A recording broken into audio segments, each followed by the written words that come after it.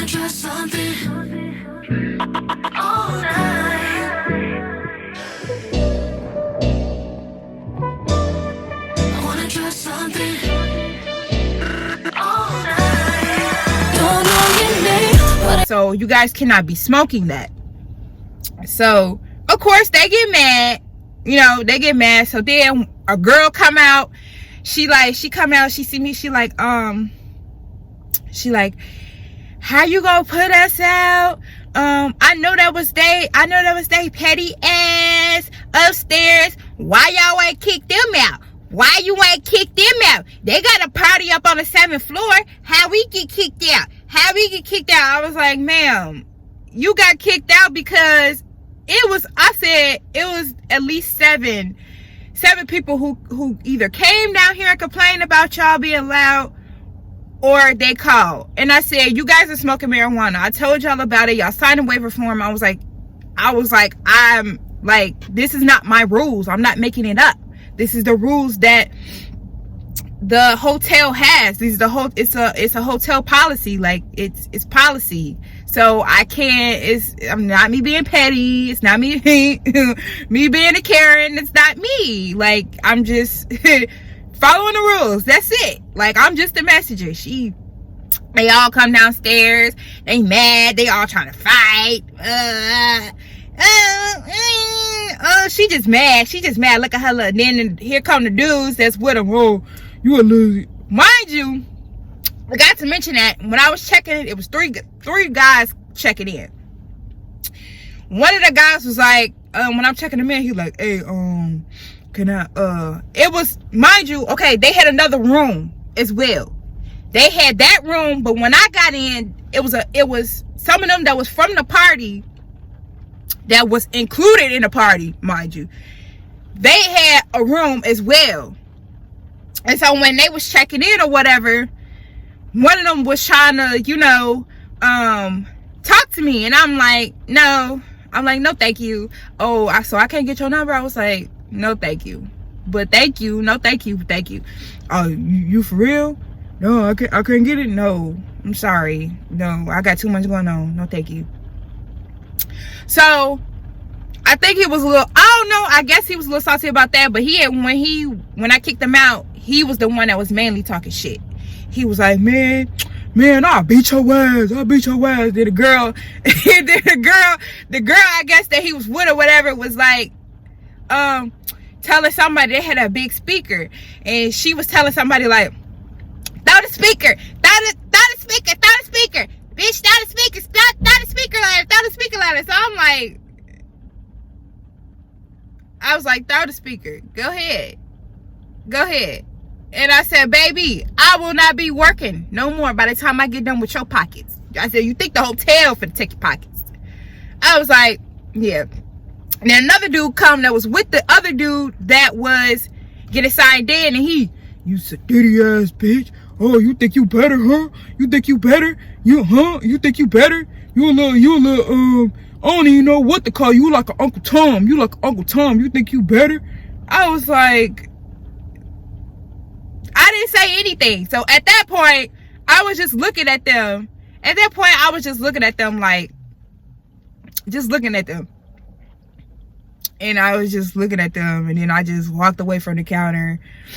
When need be, walked away from the counter, went back up there. They get kicked out. Then all of a sudden, the cops kick them out, right? They go check the room. Now there's like, I want to say 3 or 4 parties. They did it smart, but not too smart. They all had different rooms. So there's another party going on. The cops said when they went to go, I guess they went to every floor. They checked. There was another party going on. They went and they knocked on that door, and they kicked them out as well. So now they mad. The people come down. They're like, yeah, finally you get your ass kicked out. I know y'all was the one that called. So the police downstairs, all of a sudden there's this big ass brawl, like this big ass fight in front of the hotel. Is bad. It's cops trying to break it up.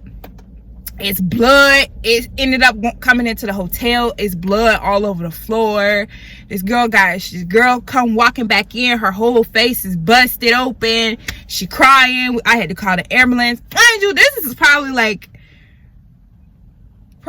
one of the worst nights that I probably have ever worked at. Probably one of the worst damn nights.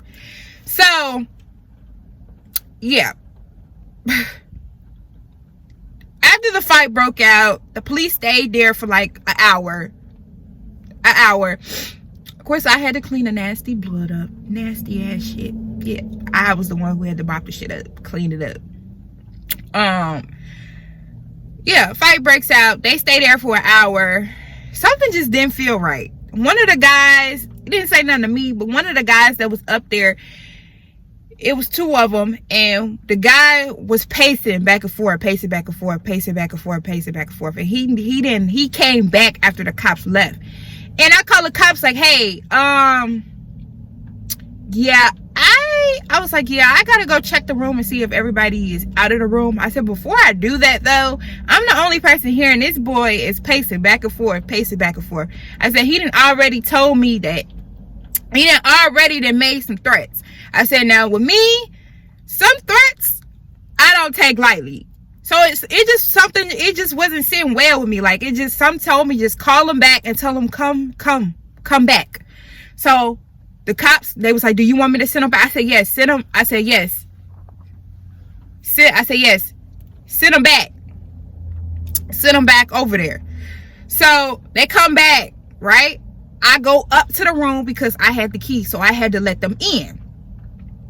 So I go up to the room with them, because that's what you have to do. When you call the cops and you kick somebody out, you have to go up there with the cops to verify that there's nobody else in that room. So I go upstairs and I will provide the video. I still have the video of the room. I have the video of me coming up there because I had to provide proof, because there was just so much. The cops were called, and if anybody were to press charges, it was bloodshed. I had to provide a video. So when I went up there, I had my camera on. We opened the door. There was still smoke. And they're searching the room. All of a sudden I hear, gun. You guys were supposed to search the room when you kicked them out. So how is it that when you guys come back up here that there's a gun the second time around? Because that guy could have came, anything could have happened. Because he already told me. That's exactly what he told me. He said, man, I'm going to kill your ass. He said, man, you think I'm playing? That's when the time I said, oh, that's my time to go to the back. Because I ain't got time for it. But there was a gun. And I'm guessing to say that the guy that was pacing back and forth, that was his gun. Now, what could have happened where somebody would have let him in without me noticing that he let in, and he just come back and get his gun or whatever, get in a room? What would have happened? We don't know. So there's a gun that they find. There's guns. I believe it was one more other weapon in there. But I know there was a gun that was left in the room. Now, the gun was found. The toilet was broken. Everything in the room was broken, mind you. There was at least about $10,000 worth of damage in that room. The toilet was broken. I don't know how you could break a toilet. I don't know what they was doing. The toilet was broken. The sofa was on the bed. There was everything was just ruined. It was glass on the floor.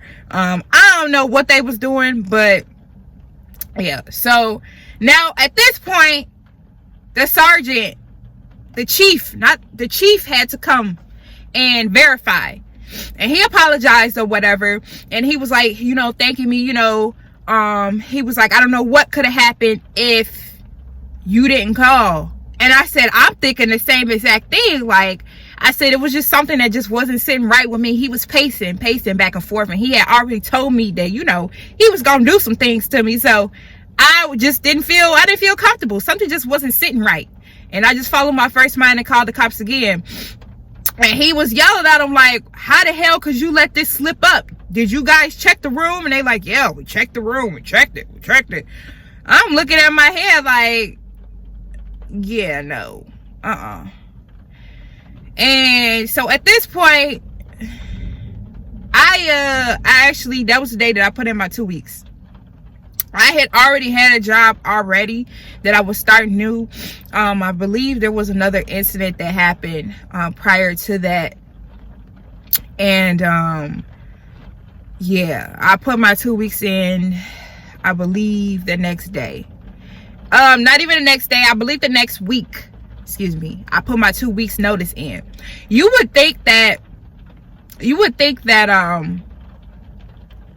would be concerned for me for working there. And I'm speaking about corporate.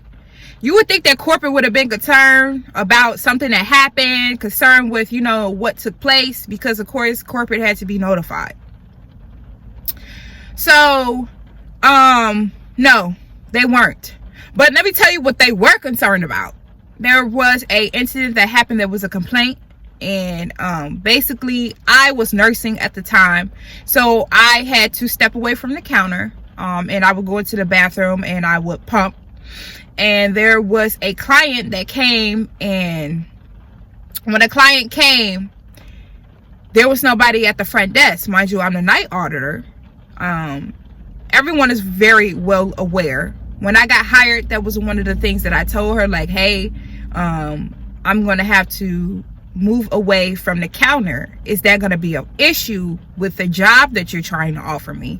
Because I have to pump every 2 hours. I have to pump every 2 hours for between 15 to 25 minutes. So that means 15 to 25 minutes, the counter, you know, will be left unattended. She said, yeah. Her name was Karen, by the way. Yes, she was a Karen. She said, yeah, that's no problem. But afterwards, it became a problem. And it became to be stress upon me, stress upon my milk flow. And he ended up, you know, getting upset with me and very riled up that he was waiting for 20 minutes. I did tell him, like, hey, I was like, I'm sorry, but I have to pump. Like, the company knows this. I can't, if I were, like, I can't put my job before my daughter. That is, it's a necessity. I'm breastfeeding, I'm nursing. My daughter is only 4 months. My daughter needs milk. Like, I have to pump. I'm sorry, there's nobody else here. I'm the only person here. He gets mad, like, oh, what do you mean? What do you mean? Before you guys try to get offended, I am part Nigerian, so yeah. What do you mean? What do you mean? I've been waiting here for 20 minutes. What do you mean?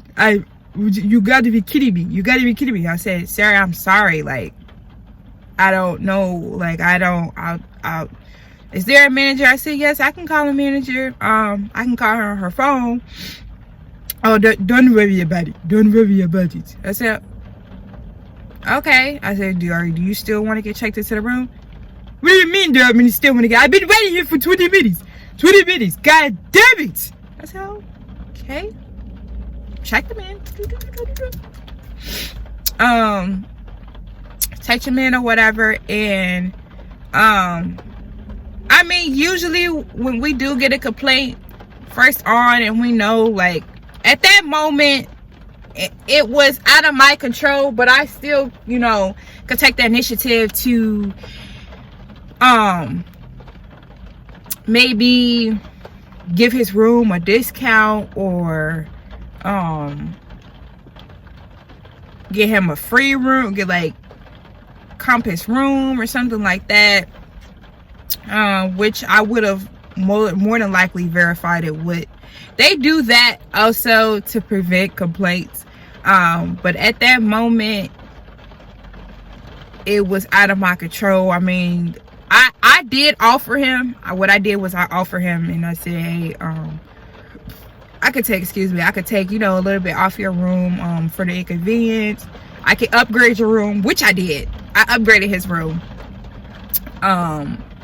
And we went from there. A week later, I get sat down saying that there was a complaint. He said that my personality, which we had about a minute. We had a minute to where we had a conversation with each other, and that was it. So to try to figure out somebody's personality, you need to know them quite well to say that someone, what he said was my personality was, what did he say? Something about my personality being unprofessional. He said that I did let him know. He put in the complaint that I did let him know that oh, she did let me know that she was pumping. I understand that. I understand that she did let me know that, but she could have had a better attitude. If I apologize and I say, sir, you know, one thing he couldn't say was I was disrespectful. If a person can't say she was disrespectful, 9 times out of 10, that person is just making up some damn lies. He telling the story. He or she is telling the story. So I'm like, okay, cool, you know. So the Karen, she goes, well, I think you should write a note and apologize to corporate. I said, excuse me? I'm gonna write a letter to corporate for something that was out of my control, and I know I didn't do anything wrong. I didn't mistreat him. I handled with him with sir. I addressed him with sir. I apologized. I did everything I could. I said, I'm not gonna apologize to corporate. Well, he sent it to corporate. He sent it to corporate. That has nothing to do with me. I said, you want me to write a letter? I said, but last week there was a man that brought a gun in and there was blood I had to clean up. Did corporate send me a letter? Did corporate call and ask and say, if I just want to make sure you're okay? There's been plenty of jobs where I've been put in positions. I've had a lot of jobs. And I've been working for at least 12 years. I had a lot of jobs, and there has been plenty of times where they call whoever's involved with, can't think of the word right now, but I will, where they are involved with safety and stealing and stuff like that, and they'll call and the manager will come and they'll tell you get off of the register, get off of the floor, especially with retail, and they'll call and they'll say, hey, this is just so and so calling to make sure everything is okay. Do you feel safe? Are you okay? Do you need someone? Do you need a security to walk you to your car? This is the type of treatment I'm used to, and not the treatment where, oh, corporate is concerned with a complaint, but you weren't concerned with a gun being brought. Me, I was getting shot. These people were fighting the police. So at that point, I said, yeah, this job does not give a shit about me. So I put in my 2 weeks notice. I found another job, and it was what it was. Now, with me putting my 2 weeks notice in, there was another issue that arose. So I will get back to that. That's on another day, which I believe I did go in for 2 weeks, but I believe the second to the last day, I just said it's too much happening. It's too much violence going on in this job at this place, and I told her, like, I'm done. I didn't serve almost my whole 2 weeks notice. I didn't give the 2 weeks notice, so it's not like I'm just quitting up and quitting. I had 2 more days. I was like, ma'am, I was like, Karen, I'm sorry, but yeah, I'm done. Today is my last day. I'm over it. And yep, that was it. So thank you guys for watching. Thank you guys for listening. I love you guys so much. Just leave a comment to what you want me to talk about next.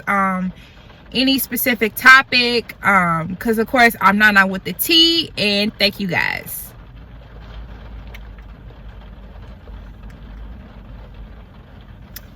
My damn thing to cut the hell off.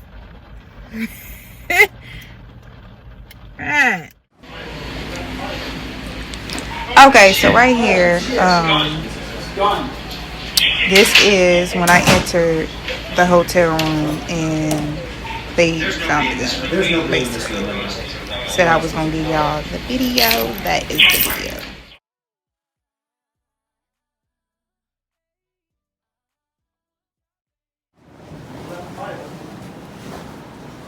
Oh, shit. Gone.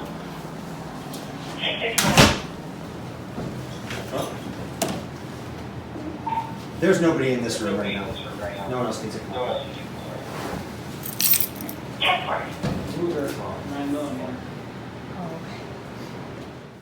Thank you guys for watching. Subscribe, and you guys have a blessed day.